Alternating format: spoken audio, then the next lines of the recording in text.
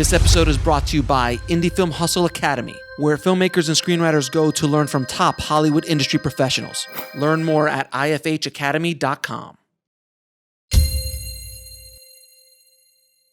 I need to ask you, so can you tell me the story behind your script, Karate Writer?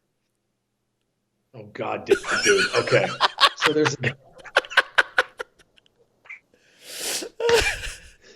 So there's a guy, I shouldn't be cruel. I don't want to be cruel. His name's Ron Marchini. He was basically like, if there was a poor man's Chuck Norris, he's that poor man's Chuck Norris, right? So he's like, you know, it's terrible to say, but it was these really cheesy, karate movies. And I had written this kind of what I thought was this really cool, I called it like Straight Trigger, some jerk off title like in the early 90s that you did.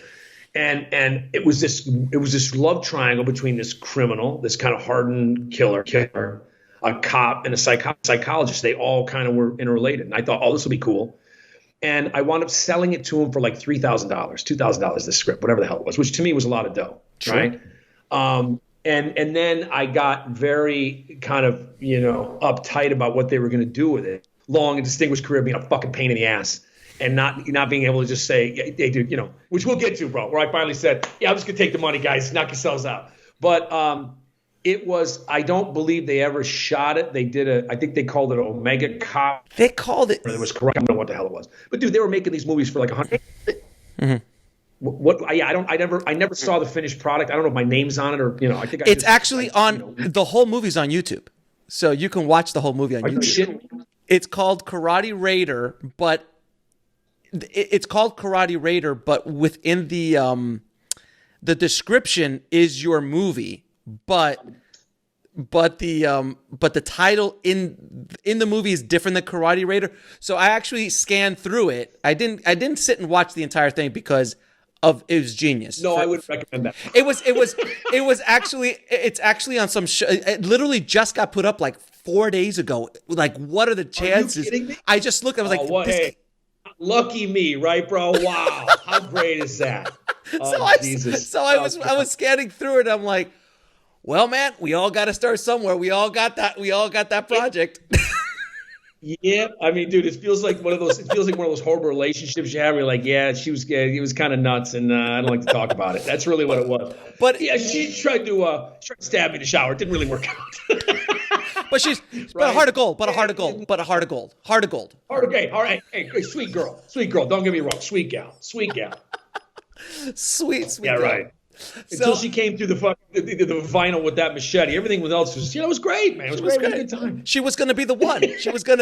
She was the one. And I'm sure she'll find something nice. It'll be great. She'll work out. I wanted to bring that up because I always like going deep back into filmmakers and cinematographers and screenwriters, early work, because that's where the meat of those stories are. Because we could talk about all of the successes, but we will. But I want filmmakers listening to understand that everybody starts somewhere. Everyone's got to eat some crow. Everyone's going to get punched in the face all the time. So that's why I bring it up. Also, do you think? You listen. These are. These are the necessary kind of doldrums and kind of the B tier, C tier, D tier, Z tier things you have to do to get going and get your name out there and try to make a living at this. It's not easy. And again, dude, you and I came of age again where you got, you think about you being in this business, being a poster for 20 years. You've seen technology. I mean, this goddamn phone does more. This and iTunes does more than I ever had access to at a full-blown production facility with a DVE and every other thing, with a flame and all these things. We thought, oh my God, this is so amazing. Your phone will do that stuff with filters and it's crazy. So I always tell people, there's no excuse for you to not make something. You see extraordinary things made by the amateur filmmakers. It's like, but again, I think the cream will still rise to the top. Yeah, no question. And yeah, dude, you need to wherever the hell you're starting out, YouTube, TikTok. Instagram, whatever you're doing. I got friends of mine that make these fantastic Instagram shows. It's like, but they're still out there trying to grind it out to get the quote unquote shot, and they don't come easy. And again, a lot of times you just got to be willing to get your balls beaten like a birthday piñata. What a great line. And that is what it comes down to is your how resilient are you? How tough are you? And how much do you want to take getting smashed in the face time and time and time again? Because that's really what it's going to require, and not take the shit personally.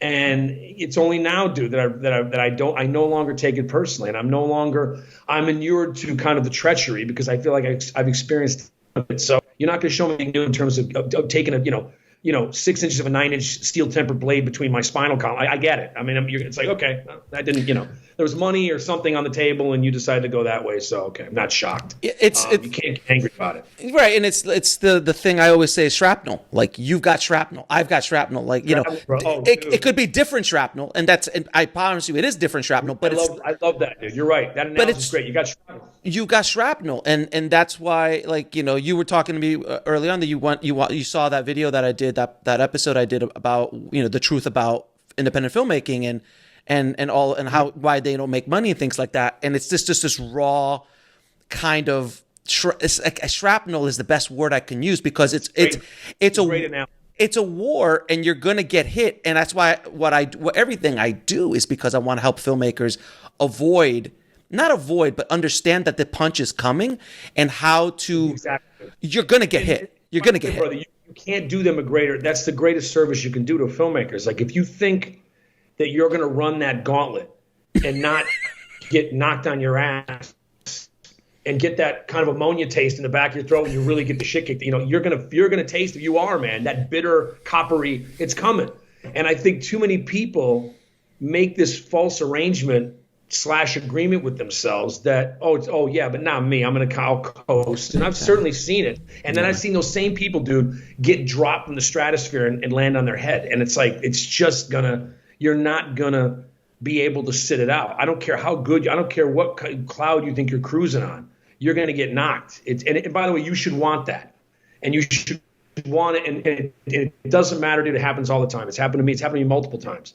And It's, again, how you shake it off and keep going. And the great thing is, brothers, it's like, you've been doing this as long as you've been doing it. I've been doing this. Like, we don't age like athletes. We're not a blown rotator cuff away from, like, that's it. You get better.